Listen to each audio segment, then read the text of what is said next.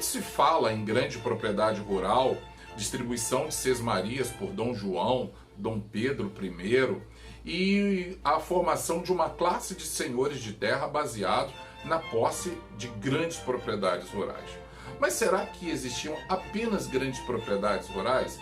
Será que não existiam um meio termo? É o que nós vamos falar hoje para vocês.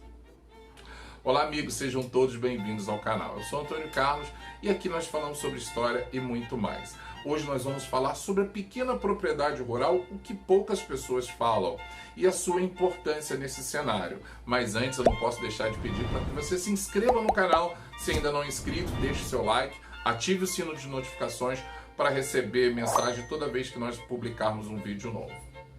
Bom, é fato que Dom João, quando chegou no Brasil, começou a investir na distribuição de sesmarias na região que cercava Minas Gerais e o Rio de Janeiro. Essas sesmarias, elas tinham por objetivo incentivar a plantação, por exemplo, de café e outras commodities para se vender no mercado internacional e também para abastecer o mercado consumidor brasileiro.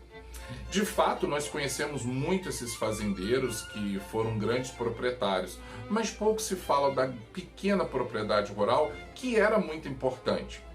O que é considerado uma pequena propriedade rural? Esse termo pequena propriedade rural e grande propriedade rural é muito complexo, porque as medidas em Minas, Espírito Santo, São Paulo e Rio de Janeiro são completamente diferentes. Então, por exemplo, um alqueire nesses estados, ainda nos dias de hoje, significam medidas completamente diferentes. Mas existia uma forma, inclusive que alguns historiadores eles definem o seguinte: era considerada uma grande propriedade rural aquela que exigia pelo menos 100 trabalhadores. E no século XIX a principal força de trabalho era a mão de obra escravizada. As pequenas propriedades, elas acabavam ficando achatadas entre os grandes proprietários, mas eles também exerciam um papel muito importante, porque eram eles que produziam gêneros alimentícios que abasteciam inclusive essas fazendas. Criação de gados, porco, galinha e muito mais. E isso tudo servia para abastecer e até mesmo para vender para a corte. Havia uma grande tensão porque muitos grandes proprietários queriam comprar as pequenas propriedades, mas os pequenos sitiantes acabaram resistindo, e isso foi muito importante. Foi graças a eles que o mercado interno também foi abastecido. Existe um livro de um amigo, A Sombra da Fazenda, a pequena propriedade rural do século XIX, do historiador Adelci Silva dos Santos, que fala muito bem sobre isso. É um trabalho muito bacana que eu recomendo para que você leia. Um livro muito agradável, é fruto de uma pesquisa de mestrado que vale muito a pena. Eu vou deixar o link aqui na descrição do contato dele, se você tiver interesse.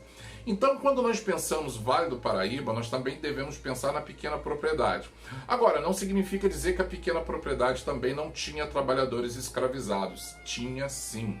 Mas é claro que em menor escala, e é claro que essas propriedades, elas também não geravam tantas riquezas quanto as grandes propriedades rurais. Então é importante a gente saber que também existiam pequenas propriedades aqui na região. Tá bom? Um forte abraço e até a próxima!